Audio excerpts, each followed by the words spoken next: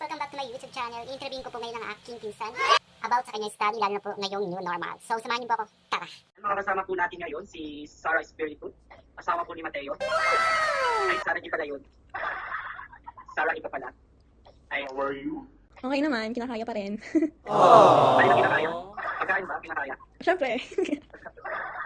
So, anong oras na dyan sa inyo? 11:23 PM Ayan, 11:23 PM po sa kanila. Kasi po si Sarah po ay nasa ibang planeta. sa Mars. Nasa Mars daw. Mga hindi ko nakakalam, si Sarah po ay nasa ibang bansa po. Nasa Canada, doon po siya na nakaaral. So, si Sarah po ay isang estudyante na nag-aaral ng mabuti. Sana all. So, hiningi ko yung time mo, konting time mo para may tatanong lang ako. Pwede bang umutang sa'yo? Wala ko ipapautang. So, pwede mo ba ibahagi sa amin yung mga naranasan nyo ngayon? Ngayong new normal bilang estudyante.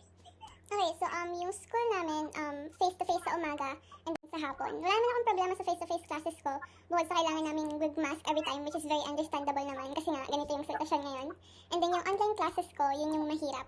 Kasi dati isang subject namin, 5 months inaaral and then ngayon 10 weeks na lang. So sobrang mabilisan talaga. And yung mga teacher namin ngayon, 15 minutes lang yung mga explanation video na sinasend sa amin. So kailangan talaga namin mag-search and turuan yung sarili namin when it comes to yung mga assignment, yung mga project na pinapagawa nila. Okay, so, nasabi mo kanina na may face-to-face kayo. So, lahat andun sa classroom? Oo, lahat ng estudyante pumapasok. Maliban na lang kung halimbawa may mga symptoms ka, bawal ka pumasok. Magpa-swab So, test ka lahat muna. ng mga estudyante talaga napasok? Or may oras or time lang? So, from 8:30 to 11:30, yun yung lahat ng estudyante pumapasok. So, pero dapat nasa room ka lang. Kung mag-CCR ka, dapat isang tao lang.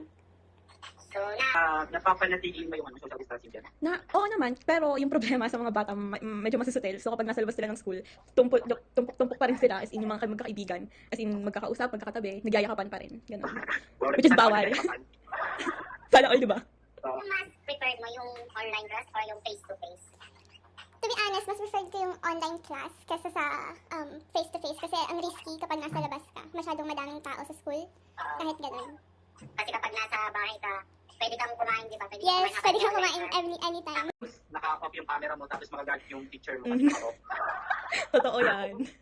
Ano naman yung ginagawa mo kapag, di ba siyempre hindi natin maiwasan na mahina yung internet, di ba? So ano naman yung ginagawa mo? Paano ka nakaka-cope up sa mga lesson? Ang ginagawa ko talaga, pag may binibigay na notes sa akin, ang ginagawa ko sinusulat ko agad para mas madali kong maalala. Tapos pag hindi pa, susulat ko ulit. So ganun. Okay, napakasipag naman ang mag-aaral na to. Minsan lang yun. So last question, ano yung maipayo mo sa mga estudyante na katulad mo na nag-aaral na online class, tapos di ba minsan nga yung nawal nga ng internet, yung iba hirap na hirap. Mhm. Minsan tinatamad na silang mag-online class, mas pinili nilang tumigil na lang. Anong maipayo mo? Tiyaga lang yung kailangan nila sa ganitong panahon. Kasi ayun nga, so don't stop, take a rest, and then continue. Ganun lang. Pag nahihirapan, huwag susuko. Okay, ayan. Maraming salamat sa iyo, Sarah May Espiritu from Canada.